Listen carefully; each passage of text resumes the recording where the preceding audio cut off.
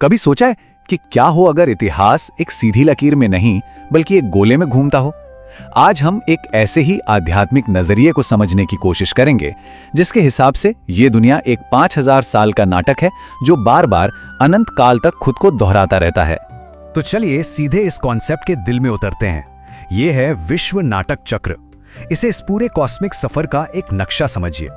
इस विश्लेषण में हम आत्मा के पूरे सफर को देखेंगे, ठीक वैसे ही जैसे स्रोत सामग्री में बताया गया है। हम इस चक्र के हर एक पड़ाव से होकर गुजरेंगे। तो चलिए शुरू करते हैं सबसे बुनियादी बात से।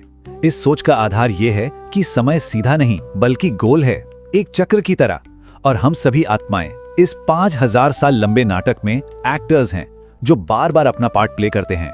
ये जो 5000 साल का पूरा चक्कर है ना, इसे 4 मेन हिस्सों में मतलब 4 युगों में बांटा गया है। और हाँ, एक 5वां बहुत ही खास युग भी है जो सब कुछ खत्म होने के बाद उसे वापस शुरुआत से जोड़ता है।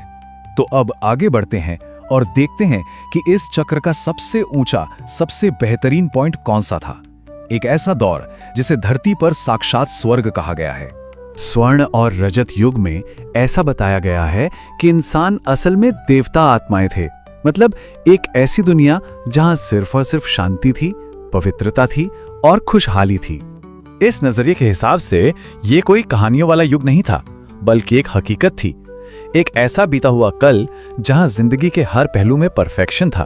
तो सवाल उठता है, अगर सब कुछ इतना परफेक्ट था तो फिर गड़बड़ कहां हुई? क्या हुआ ऐसा? चलिए अब पतन के उस खास पल को समझते हैं। और सारा खेल बिगड़ा एक सोच के बदलने से, एक फंडामेंटल शिफ्ट, जहां आत्मा ये मानने लगी कि मैं ये शरीर हूं, न कि मैं एक आत्मा हूं जो इस शरीर में रहती है। इसी को देह भान कहा गया है। और इस एक बदलाव का असर देखिए कितना गहरा है। एक तरफ है आत्मिक स्मृति की दुनिया जहां पवित्रता, शांति और प्रेम है, और दूसरी तरफ है देह भान की दुनिया जहां अहंकार, गुस्सा, लालच ये सब आ जाता है। और इसी एक बदलाव को सारे दुखों की जड़ माना गया है। देह भान में आने के बाद ही ताम्र और लौह युग की शुरुआत होती है, एक ऐसा दौर जहां उथल पुथल बढ़ती ही जाती है।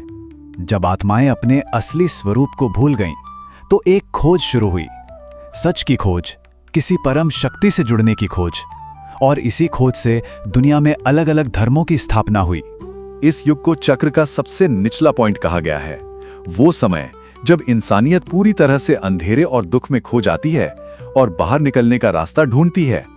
लेकिन इस सोर्स के मुताबिक जब बुराई और दुख अपने चरम पर होता है, ठीक उसी वक्त लौह युग के बिल्कुल आखिर में एक बहुत ही खास, एक बदलाव का दौर शुरू होता है। और इसी दौर को संगम युग कहा जाता है। मान्यता है कि इस समय वो सर्वोच्च आत्मा, जिन्हें ईश्वर या शिव कहते हैं, वो खुद आते हैं उस सुनहरे दौर यानी स्वर्ण युग को फिर से स्थापित करने के लिए। तो ये समझना बहुत जरूरी है कि ये सिर्फ एक अंत नहीं है, बल्कि ये एक डिवाइन ट्रांसफॉर्मेशन है, एक ऐसा बदलाव जो ईश्वर की देखरेख में होता है ताकि दुनिया वापस अपनी परफेक्ट शुरुआत में लौट सके।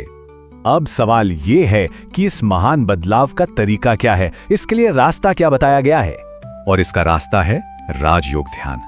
पर यह कोई शारीरिक कसरत या आसन नहीं है, इसे एक सीधा मेंटल कनेक्शन, एक मानसिक जुड़ाव बताया गया है, सीधे उस सर्वोच्च आत्मा से।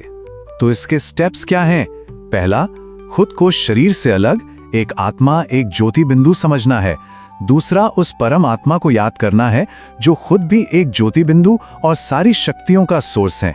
तीसरा, अपने मन को इस सोर्स से जोड़ना है ताकि वहां से आध्यात्मिक शक्ति और पवित्रता मिले। और चौथा, इस तरह आत्मा की बैटरी को रिचार्ज करके शांति और प्रेम जैसे असली गुण वापस आ जाते हैं। इस पूरे ज्ञान का सार स्रोत से लिए गए इस एक वाक्य में मिलता है जो संगम युग के दौरान दिए गए मूल संदेश को बताता है। और आखिर में स्रोत सामग्री एक बहुत ही गहरा विचार छोड़ जाती है कि आगे का रास्ता हर किसी की अपनी व्यक्तिगत पसंद है। ओम शांति।